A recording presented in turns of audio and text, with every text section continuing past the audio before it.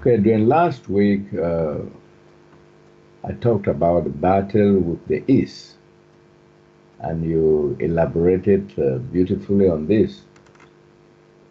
Today, I would like you to talk about the fear of the Isss. And I reckon that fear of the unknown and fear of losing what people erroneously think they have achieved or acquired or known has made many people to clench their fists. And we know that with a clenched fist, nothing comes in or goes out. Okay, let me just cite an example of this fear that has gripped people, and they sort of clench their fists and not ready to accept any other thing. For instance, this fear of loss is seen among the corporation members. They fear to lose their so-called initiations instead of flowing with the new knownness life is. Uh, this crippling fear is also witnessed amongst the socialites who think, what will people say when they see me with such a group extolling the new presentation, talking some funny things?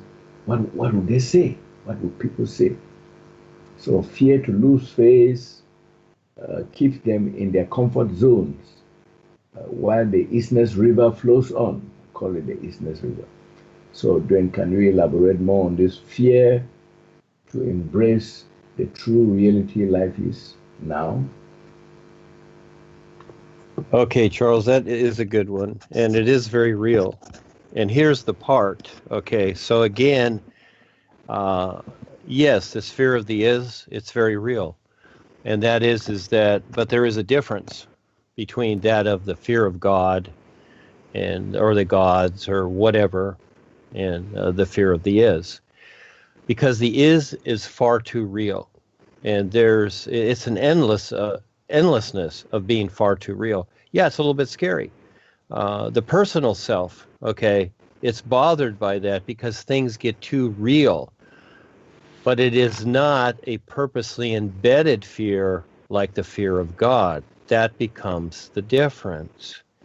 And so what's interesting is that even though it's right in front of everybody, the God idea is like a mystery. And actually, people don't want to experience their God. They like the idea of it, and they're afraid because it's like too much for them. So the fear of the is, that is individualized. We don't create that idea with that. The is like the sun shining. It's an isness.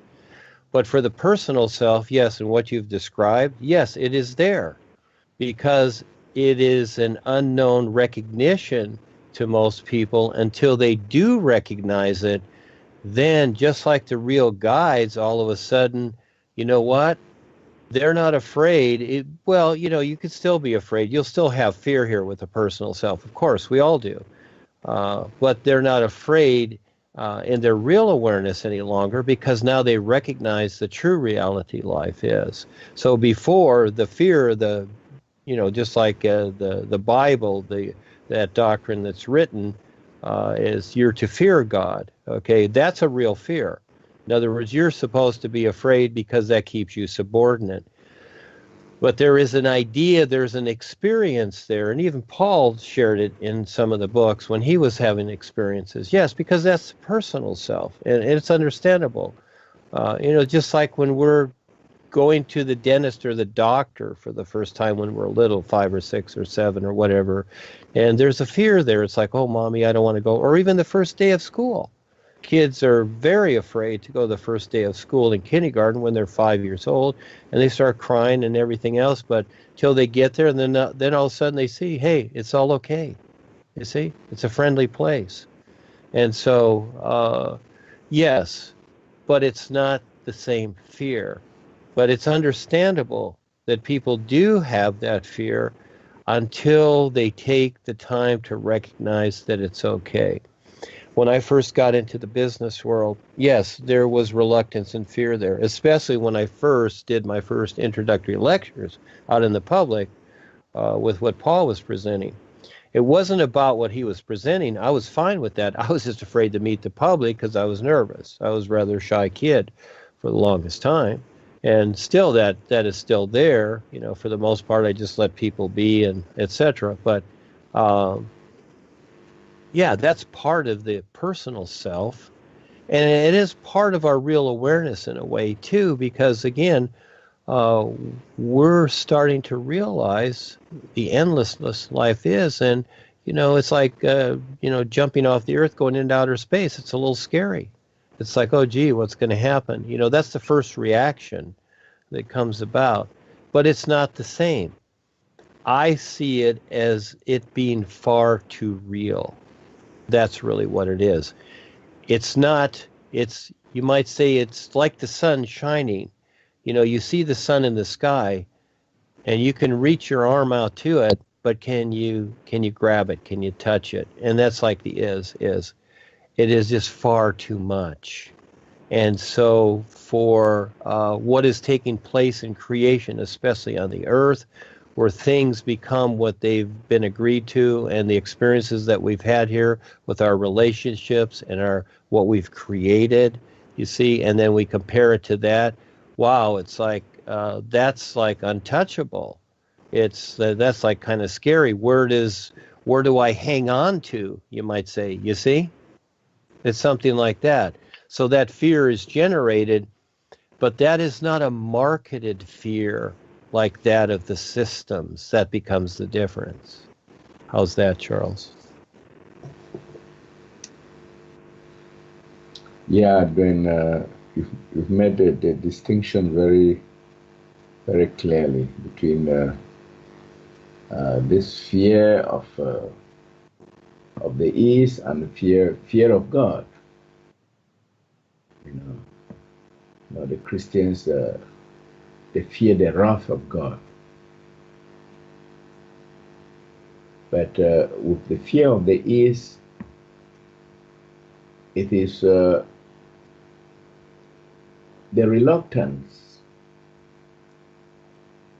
to go with the flow of life. People become stagnant because they hold onto something which they think is precious, which they think they should not lose. If they give up what they have, what they know, what they have achieved, or anything, they might just find themselves with nothingness.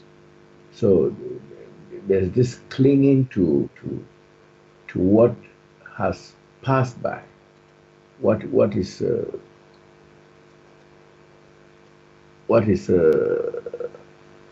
no longer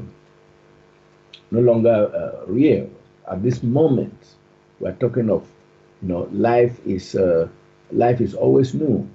Life is always new. So if you want to go with the flow of life, you should be dynamic. You just let yourself roll by. But many people are stuck because they don't understand this, and even if they understand, they think that this world is just so real. This is the real deal, and there's nothing more. And so they would rather have what they say. It's like the saying goes that a bird in hand is worth two in the bush. And so many find themselves in that situation.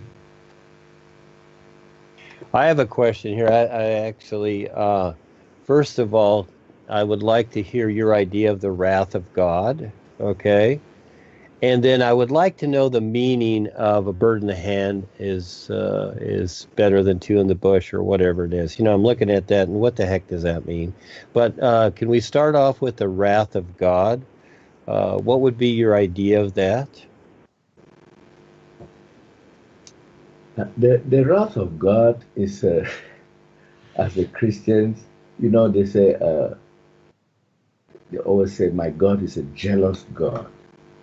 And you must keep uh, in the within some prescribed laws, the commandments, uh, and do things the way God wants you to do them. There's no free will, there's no freedom to do or not to do, and you fear some repercussions of not doing things according to the will of God. God may strike you with a disease, some misfortune, and all of that, all the like. So that is like that is what I understand by the wrath of God. So I Okay, so don't let know. me legally sum this up. Okay, so we've got jealousy, wrath, fear, and striking. Okay. Is there anything else that you want to add to that?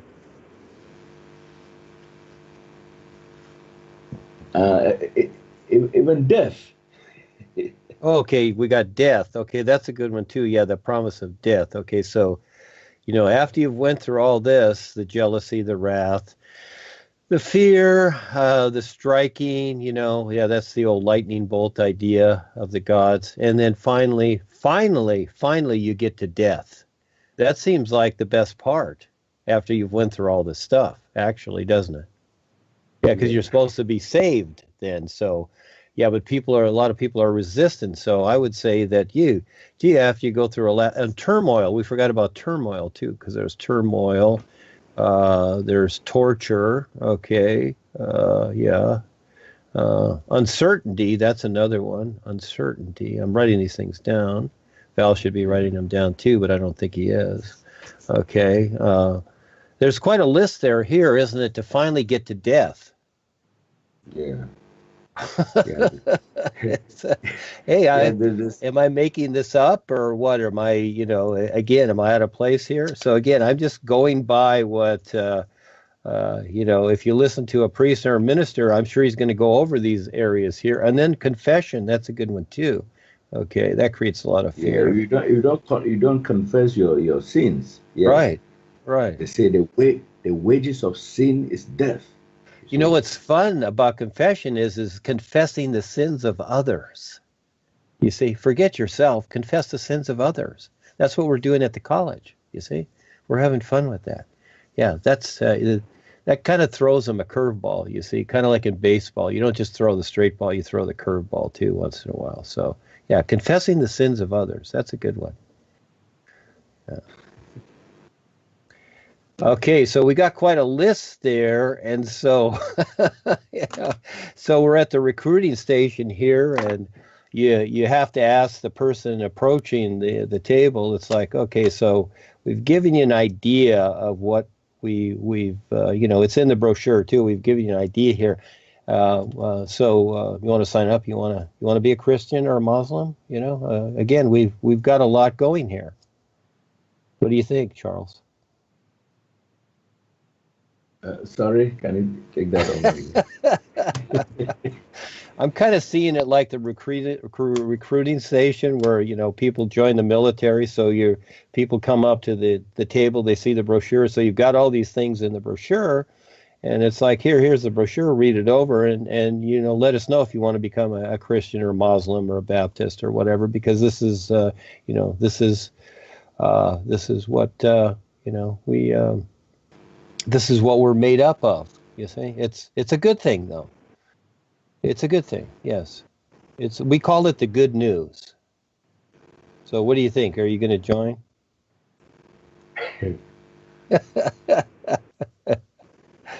See, but they don't always tell you that up front, do they?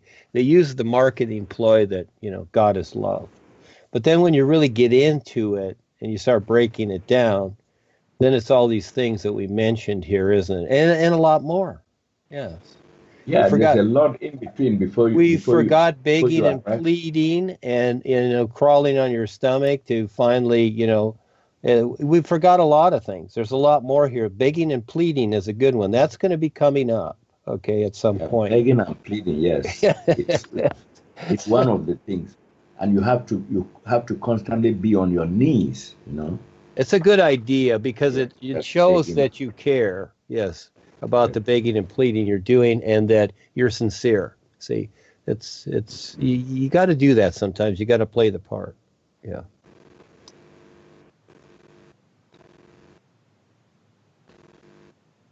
Okay, so we had some fun here, Charles. Yes, and so again, as we lay these things out, hey, people have the choice if this is what they want.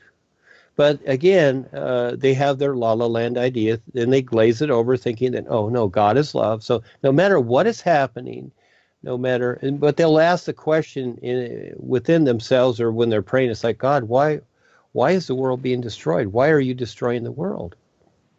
And actually, God is destroying the world. Really is. But then people will probably think, oh no, it's not really God, but it's just, I kind of use that idea. Well, God, it actually is God, because God's a reptilian, and they're all reptilians, and yes, they are destroying the world on purpose. And you can keep asking the question and pleading and whatever, and maybe you'll get some nice little spaces in there from time to time.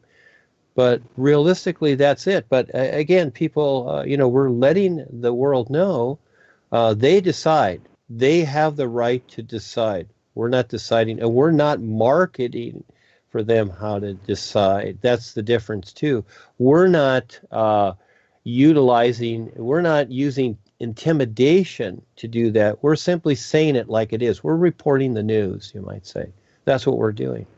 We're not intimidating people. We're just saying that this leads to this. Okay, so if you keep doing this, give Wi-Fi. If you have Wi-Fi through your whole house, it was interesting that in that video I saw last night, the one that Kelsey, this Trower guy or whatever his name is, with the Royal, he was with the Royal Navy.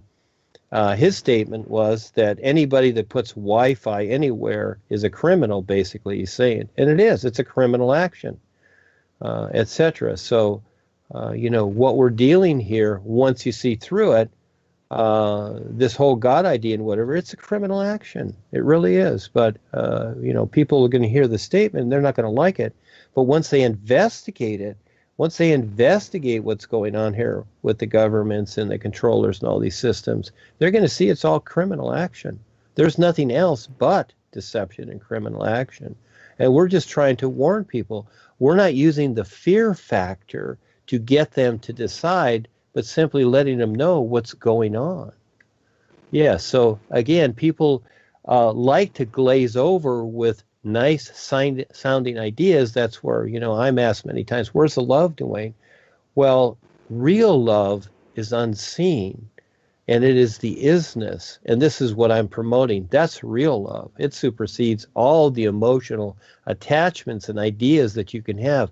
If you want personal love, okay, I'm not really giving out personal love, all right? I refer to it a little bit, but very little. I'm sharing real love, which is the isness life is, because it's complete. It's the real cure for all. It takes care of everything. That's my reference, not secondary, temporary, back and forth, emotional, sensational ideas that sound good for the while because, people chase these ideas, which I understand. It's like having ice cream every day. Go have it until you have diabetes. Yeah, so things are what they are here. But through our awareness, yes, we can form a new consciousness to reside in. So, the real awareness, which is just a being of light, takes on these bodies to create these relationships here, to have a better understanding of itself. That's the whole idea. That's part of the process. So creation is fine. It's just how you see it and what you do with it.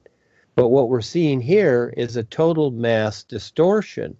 Okay, and you want to pick something good out of it? Go ahead, just like at the market. Which food is good?